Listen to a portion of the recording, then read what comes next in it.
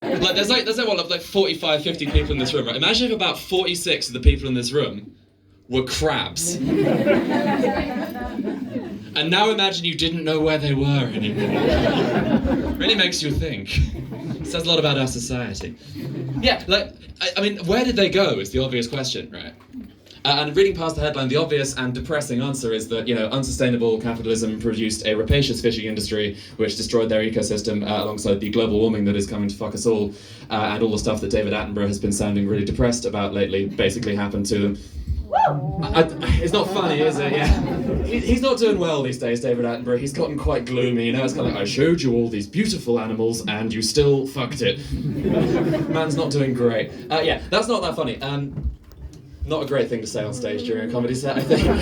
Thank you all for bearing with me. Yeah, I think we need to put this tragedy in more real scale terms, right? As a result of the missing crabs, they almost had to cancel season 19 of Deadliest Catch. 19 fucking seasons and counting. I don't think the catch is very deadly, lads. I think the crabs are losing the war of attrition.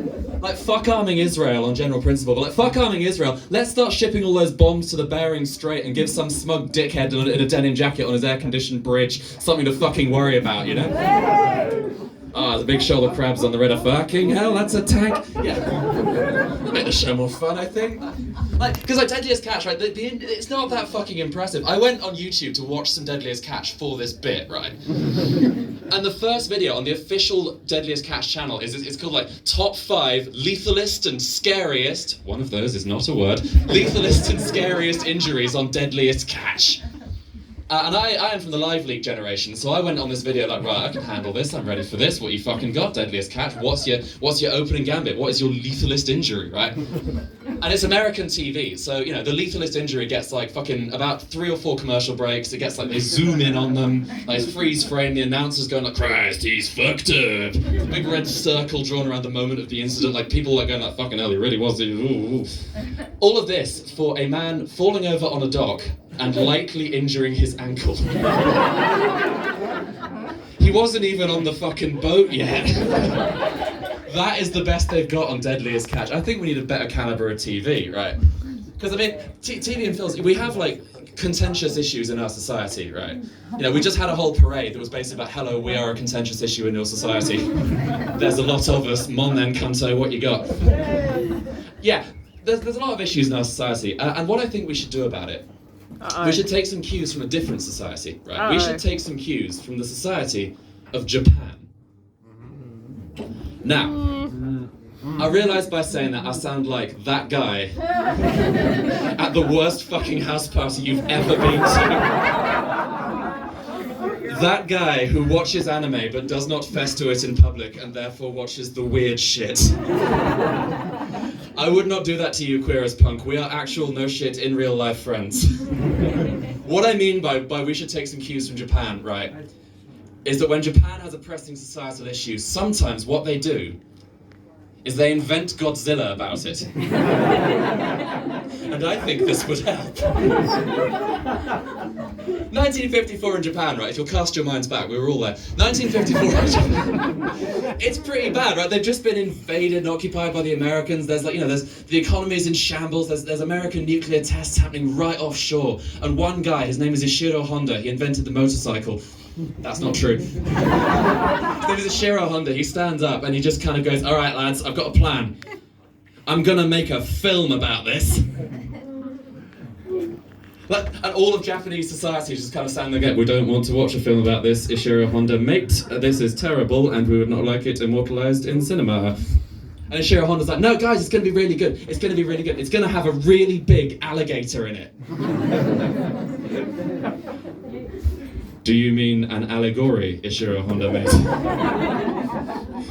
Well, no, he's one of those as well, but that's the... I'm too proud of that one. No, it's going to be really good. He's going to tread on a bunch of cardboard boxes made up to look like buildings, right? Right? Okay, as the entirety of Japan, we do like that, yes. And he's gonna like... The army is going to be unable to stop him because of the futility of militarism, right? Well, we are in Japan in the 1950s, Ishiro Honda, we are aware of the futility of militarism, yes. And the best bit, right, we're gonna make more of them, we're gonna make loads of films, we're gonna keep the rubber suit manufacturing industry of Tokyo going for another 1,000 years! Imagine being all those guys in the rubber suit workshops of Tokyo, like hammering away at the latex, right? Boss comes in, is like, right lads, it's another dinosaur costume. Sort of the groan around the room, like, fucking hell, I can't model another cloaca, I can't do this. Boss is like, no lads, it's alright, it's not a sex thing this time, we can tell our mums what we do at work all day. Happiest Japanese latex industry has ever been, really. Because they did make loads of Godzilla films. They made 87 Godzilla films when I checked the wiki 3 months ago, so it's gone up now. And like, they're all happening in the same universe. There's canon, there's continuity, there's like, all the Godzillas have attacked Tokyo, which means it's really weird it's still there. It's gotten really banal. All the guys in Tokyo, it's like, yeah, boss, yeah, I'm gonna be late again, yeah. Yeah, it's happened again, yeah. Yeah, no, it's another, no, Mecha Godzilla, that was last week. No, he's been defeated but not destroyed. He has returned to the ocean trench. He'll be up to raid again, yeah. Yeah, no, it doesn't matter which one it is. No, it's, look, all right, listen, it's Space Godzilla this time. No, that is a real one. Why would I make it up? I'll be 15 minutes. But yeah, they made loads of Godzilla films, right? And it healed their fractured society in Japan, I think. They shot their prime minister a couple of years back. From what I hear, that was good. Food for thought. But yeah, I reckon it would heal our fractured society. It would solve the crabs problem, probably. If we get more Godzillas, right? Local Godzillas, like British Godzilla, Scottish Godzilla, Edinburgh Godzilla. Bear with me, picture this, right? Leith Godzilla, keep zooming in. Duke Street Godzilla. Duke's Bar Godzilla, he's not very big. My House Godzilla. Anyway, yeah, like, imagine this, right? So the snake, right? The snake that escaped from the flat of the most tattooed, pierced couple you know. They both wear beanies for some reason, they're really expensive beanies. The snake has escaped and it's gotten into the water supply along with loads of cocaine piss. And a refugee XL bully from down south. And this has formed a huge creature, a sort of XXL, huge cooked up bastard grande deluxe. This monstrosity, it's rampaging up Leith Walk, right? It's destroyed all the fucking tramworks, they're gonna have to do it again. 5 more years! In advance of Godzilla's arrival, every single pub on Leith Walk has put the price of a pint of Guinness up to £7.50. Suki had a joke earlier about having to adjust for inflation each time, and yeah, that one's gone up by at least 2 quid since I started doing this. Yeah, Godzilla, he's green, which is a contentious colour in Edinburgh or Glasgow. And because it's got pronouns, the army can't stop it because of woke. The Tory party is actually on Godzilla's side for some demented reason. And the Labour Party, Keir Starmer, is on TV committing to doing nothing about Godzilla. Unless we can get a single-sex Godzilla. Godzilla in women's spaces. He's in lots of spaces. He's very big, yeah. Although that said, after years of austerity, Godzilla is now only about 9 feet tall. Oh, Godzilla, he's coming. Oh, he's a lot closer than I thought he was. Hello. But I think that would help. I think that would solve the crabs problem. Godzilla and ramp, because the alternative, right? The alternative is you know, Love Island, right? We're aware of Love Island.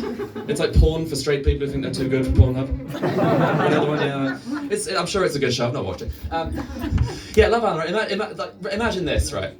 You're watching Love Island. They've moved settings to like a sort of more northern kind of setting, right? More sort of mountainous, maybe near the ocean, a bit of ice. It's a bit colder.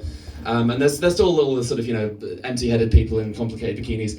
A new housemaid enters the Big Brother house, and you know, it's a really complicated bikini, so you don't initially realise, like, you're squinting, like, do you know them from somewhere? Like, were they on Doctor Who? And you're squinting and you realise that what you're looking at, you know, cuddling Godzilla in the hot tub, is not actually, it's not a human woman. It's 7 billion Alaskan snow crabs. Little eye stalks waving out the bikini, it's like, don't fuck this up for us. Got to repopulate somehow. Anyway, having now fixed all the problems of our society, I'm going to go and get a drink. You guys have been a lovely crowd, you're in safe hands the rest of the night. Thank you very much. Queer as Punk, I've been Zoe Hardy, good night!